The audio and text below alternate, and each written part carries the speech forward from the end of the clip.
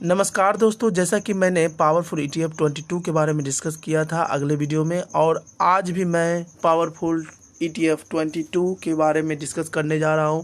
लेकिन इन दिनों मैंने 4 और ETF को ऐड किया, जिसमें फर्स्ट नंबर पर है टाटा गोल्ड, दूसरा है Nippon India ETF dividend sector, तीसरा है CPSE ETF, और चौथा क्या है, ग्रो EV ETF, जो कि काफ़ी शानदार ETF है और इसमें वॉल्यूम भी काफ़ी अच्छा खासा जनरेट होता है। यदि आप चाहें तो ये सारे ETF को भी अपने पोर्टफोलियो में रख सकते हैं, क्योंकि देखा जाए तो पावरफुल ETF 22 को मैं बढ़ाकर 26 कर दिया हूँ दोस्तों, क्योंकि मैं धीरे धीरे अपने पोर्टफोलियो में ग्रोथ करने जा रहा हूँ। अगर आप लोग भी साथ रहते हैं मिलकर, तो आप लोग का भी पोर्टफोलियो ग्रीन दिखेगा दोस्तों, क्योंकि कई सालों से सभी लोगों का पोर्टफोलियो रेड दिख रहा है दोस्तों, क्योंकि बहुत हो गया रेड, अब हमको चाहिए ग्रीन। इसीलिए मैं एक ऐसा स्ट्रेटजी लाया हूं जिसके तहत आप लोग चाहें तो अपने पोर्टफोलियो को ग्रीन कर सकते हैं। लेकिन उसके लिए क्या करना है, जितना पावरफुल ETF मैं बोल रहा हूं 26, उस सारे ETF को अपने पोर्टफोलियो में रखने का कोशिश कीजिए दोस्तों। अगर रख लेते हैं तो आपका पोर्टफोलियो ग्रीन ही दिखेगा दोस्तों। जैसा कि मैं एक एक पॉइंट पर डिस्कस करने जा रहा हूं, इसलिए आप इस सारे वीडियो को ज़रूर देखिएगा। अगर आपको टाइम मिले तो एक एक पॉइंट को ध्यान से सुनिएगा दोस्तों, क्योंकि देखा जाए तो पहला ETF में टाटा गोल्ड आता है, जिसने अच्छा खासा परफॉर्मेंस दिखाया है इन दिनों, और गोल्ड सेक्टर में ग्रोथ है ही, क्योंकि देखा जाए अगर हम पावरफुल ETF में अलग अलग सेक्टर लेते हैं तो पोटेंशियल मिलता है दोस्तों। और देखा जाए तो मार्केट में हमेशा ग्रीन आप दिखेगा, आपका पोर्टफोलियो हमेशा ग्रीन दिखेगा दोस्तों। पहला नंबर वही टाटा गोल्ड है। अगर आप टाटा गोल्ड को अपने पोर्टफोलियो में रखते हैं, काफ़ी पोटेंशियल है दोस्तों। और देखा जाए तो इन दिनों टाटा गोल्ड में काफ़ी ग्रोथ दिख रहा है दोस्तों। हालांकि मैंने अपना सारा पैसा स्टॉक में लगाया हुआ, जिससे काफ़ी माइनस दिख रहा है दोस्तों।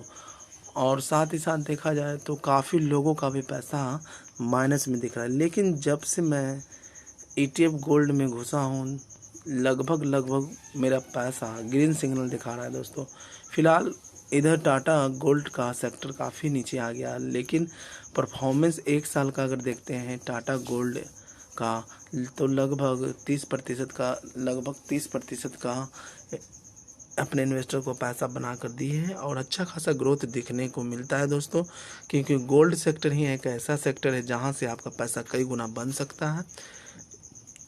यदि मार्केट ज़्यादा टूटेगा तो गोल्ड सेक्टर काफ़ी अच्छा खासा परफॉर्मेंस दिखाएगा दोस्तों। इसलिए आप चाहें तो टाटा गोल्ड को अपने पोर्टफोलियो में रख सकते हैं। नेक्स्ट सेक्टर है निप्पॉन इंडिया ETF डिविडेंड। आप चाहें तो इस सेक्टर को भी अपने पोर्टफोलियो में रख सकते हैं, क्योंकि देखा जाए तो एक वीक में इसका परफॉर्मेंस कुछ खास नहीं है, लेकिन एक महीना में भी नहीं है, लेकिन एक साल का अगर परफॉर्मेंस देखा जाए तो वो भी नहीं देखा। लेकिन 5 साल का नज़रिया देखिए दोस्तों, लगभग इस कंपनी ने लगभग 185% का ग्रोथ दिखाया, जो कि काफ़ी शानदार है इस कंपनी के लिए।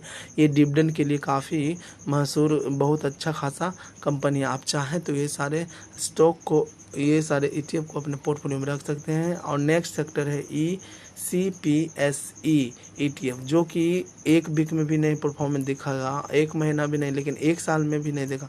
5 साल का नजरिया देखिएगा तो लगभग इस कंपनी ने अपने इन्वेस्टर का पैसा 457% बढ़ा कर दिया है, जो कि काफ़ी शानदार है इस कंपनी के लिए। नेक्स्ट अगर देखा जाए तो ग्रो EV सेक्टर में कुछ खास परफॉर्मेंस इन दिनों नहीं दिख रहा है दोस्तों, लेकिन आने वाला समय में इसमें काफ़ी खास ग्रोथ दिख सकता है, क्योंकि बहुत बड़े बड़े सेक्टर इसमें लिस्टेड हैं दोस्तों। क्योंकि हाल फिलहाल ही ग्रो अपना ETF लाया था, इसीलिए फ़िलहाल एक रेंज में घूम रहा है। और 2 साल से EV सेक्टर कुछ खास परफॉर्मेंस नहीं कर रहे हैं, इसलिए काफ़ी नीचे है। और इस सेक्टर में काफ़ी अच्छा खासा पोटेंशियल दिखता है दोस्तों, क्योंकि वरुण बफे कहते हैं यदि ये आपका अच्छी कंपनियाँ अगर सस्ते भाव में मिल रही हैं तो ये मौका है उठाने के लिए। तो देखा जाए तो टाटा मोटर काफ़ी टूट चुका है, बजाज ऑटो भी काफ़ी टूट चुका है, महिंद्रा एंड महिंद्रा भी लगभग, लेकिन सबसे ज़्यादा टाटा मोटर ही टूटा है दोस्तों।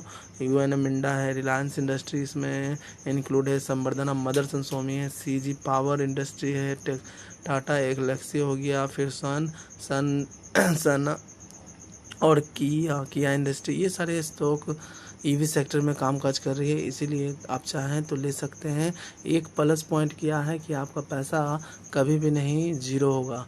क्योंकि स्टॉक में संभावना है कि पैसा आपका ज़ीरो हो सकता है, लेकिन ईटीएफ में पैसा आपका ज़ीरो नहीं हो सकता, क्योंकि बहुत सारी कंपनियां मिलकर ईटीएफ चलाती हैं जस्ट लाइक म्यूचुअल फंड दोस्तों।